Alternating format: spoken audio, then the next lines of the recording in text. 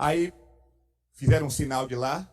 As que estavam conversando comigo disseram assim: não, a gente demorou porque ele estava tirando umas dúvidas. Eu disse: o quê? Estava tirando nenhuma dúvida, eu estava lhe mostrando a verdade que vocês não querem escutar. Ah, nós já vamos embora, porque nós só podemos ficar 5 minutos. Foram embora. Nunca mais voltaram.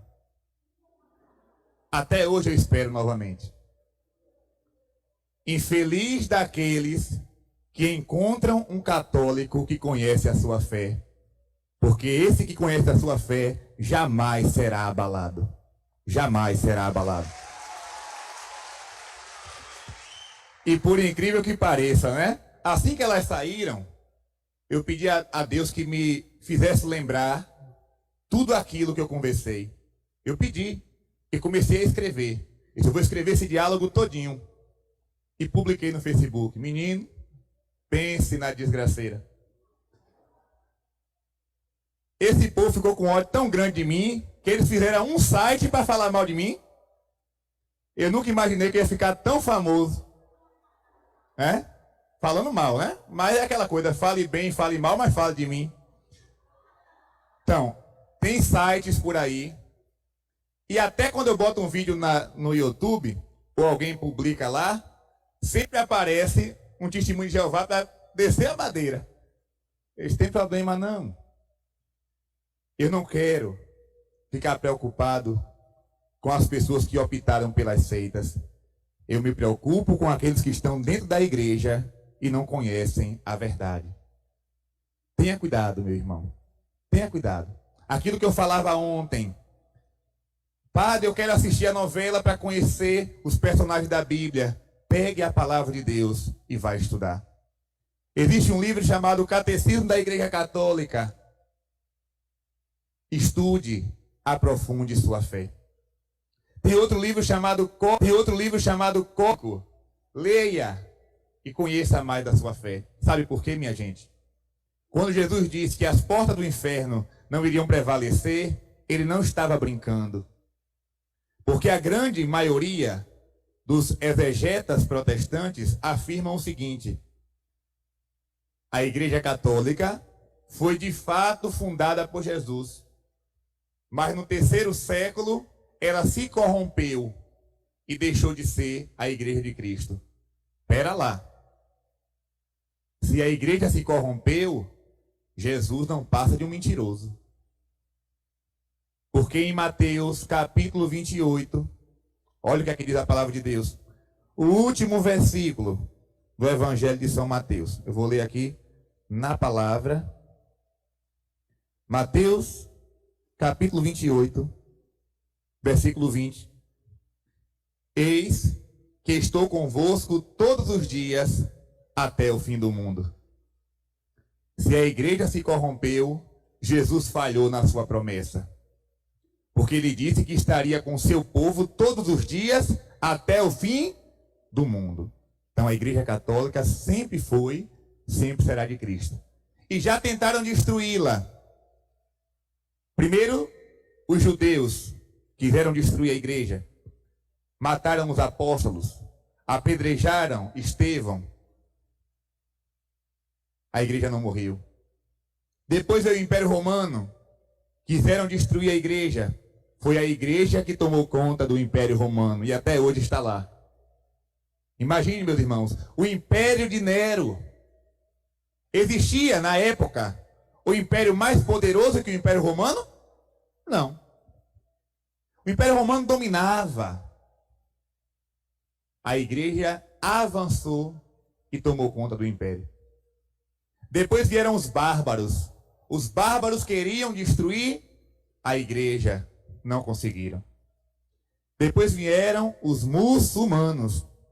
Até hoje querem destruir a igreja. Quanto mais eles matam os cristãos, mais a igreja cresce. Mais a igreja cresce. Sangue de mártires, semente de novos cristãos. Se você corta a cabeça de um católico, aquele sangue derramado na terra está molhando a semente de novos cristãos que virão. Pois bem, os muçulmanos não conseguiram destruir a igreja. No século XVI, Martinho Lutero, com a Revolução Protestante, chamam de reforma, mas não é reforma. Por que não é reforma? Atenção, digamos que este lugar, né, foi construído, começa a se deteriorar. Então está precisando de uma reforma. O que é que nós vamos fazer? Vamos trocar, né, o teto, trocar as lâmpadas, reformar o chão, reformar aqui o palanque, né? Isso é reforma.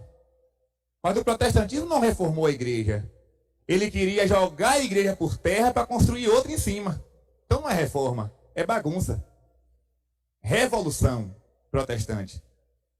Até hoje, querem destruir a igreja católica. Não conseguem. Depois vieram os iluministas. Não conseguiram. No México, a Revolução dos Cristãos não conseguiu. Veio o comunismo de Karl Marx para destruir, não conseguiu. Veio o nazismo de Hitler, não conseguiu. Século XXI, olha a Igreja de Deus presente aqui na Paraíba.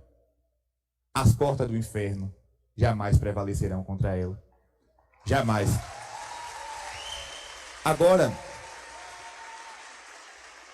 Agora, meus irmãos, saibam de uma coisa.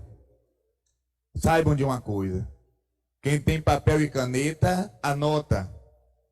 Pelo amor do Imaculado Coração de Maria, você precisa conhecer o que eu vou dizer aqui agora. É apenas 3 números que você vai anotar. Coloque aí no seu papel um 6. Escreveu 6? Escreva agora do lado do 6 um 7. E agora um 5. Que número é esse? 675. Depois você pega o Catecismo da Igreja Católica e leia esse parágrafo. 675. O que é que vai dizer lá? Vou aqui só dizer algumas frases. Antes da volta de Jesus Cristo, a igreja passará por uma terrível crise que abalará a fé de muitos crentes. Esta crise irá desvendar o mistério da iniquidade. O anticristo irá se manifestar. Será um tempo de apostasia. Atenção. Estou falando aqui olhando para a câmera. Não estou inventando nada, estou falando o que está no catecismo. Não é? É a própria igreja. Atenção, isso aqui não é profecia de Nossa Senhora, não é revelação, não é aparição, nada disso. É claro que nas suas aparições, Nossa Senhora sempre alerta, sempre fala da crise que virá. Mas é o catecismo da igreja. Quem não acredita em aparição, mostra o catecismo. Se ele duvidar do catecismo, já deixou de ser católico. Antes da volta de Jesus, a igreja passará por uma terrível crise que abalará a fé de muitos crentes. Por quê? Por que abalará a fé? Porque muitas mentiras virão do lugar de onde deveria vir a verdade.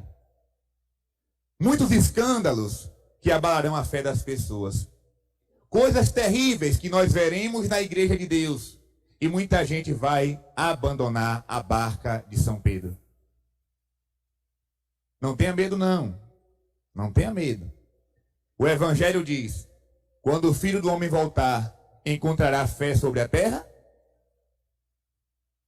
Jesus, vai dizer o catecismo, não vai vir buscar uma igreja gloriosa, cheia de gente, resplandecente. Não. Ele vai encontrar um pequeno resto de Israel. Um pequeno grupo. Perseguido, pisado, machucado, excluído. Pessoas que não se curvaram diante do anticristo para obedecer às suas leis. Pessoas corajosas que não se permitiram ser marcadas pelo sinal da besta. Pessoas de fé que serão capazes de dar a vida para não renunciar a Jesus na Eucaristia. Atenção. Padre, quando isso vai acontecer, não faço a mínima ideia. Pode ser daqui a 1 ano, pode ser daqui a 1000 anos. Não interessa. O tempo é de Deus. Não cabe ao padre ficar especulando o tempo. Disseram que o mundo ia se acabar em 2000. Eu vivenciei o fim do mundo. Não é? Vocês que estão aqui passaram pelo fim do mundo em 2000. Disseram que ia acabar em 2012. Passamos por mais um fim de mundo. É? Depois disseram que ia acabar em 2015. Disse, ai meu Deus do céu. Cada hora uma coisa. Ninguém sabe. Nem o filho. Somente o pai sabe o dia e a hora. Porém, a nossa decisão de permanecer firme com Deus deve ser agora e não amanhã. Deve ser agora. Eu vou tocar aqui num assunto um pouco polêmico, para que vocês fiquem atentos. Já está sendo implantado em muitas pessoas, inclusive no Brasil, um pequeno objeto chamado chip. E isso, o padre Jonas falava na Canção Nova, na década de 90. O padre Léo falava sobre isso. O padre José Augusto. E lá para cá, quase ninguém mais fala. Padre, esse é o sinal da besta? Eu não sei. Eu não sei. Mas eu não sou besta de pagar para ver. Eu não sou besta. Veja como é a tática do demônio. Quando você sai de casa, por exemplo, para vir para esse retiro, você trouxe a chave de casa, você trouxe um celular, você trouxe carteira de identidade, você trouxe uma carteira, uma bolsa, veio cheio de penduricalho. Pois bem, nesse chipzinho que as pessoas estão colocando na mão, você abre a porta da sua casa, você tira dinheiro no banco, você tem o seu plano de saúde arquivado, você abre o seu carro encostando a mão, tudo.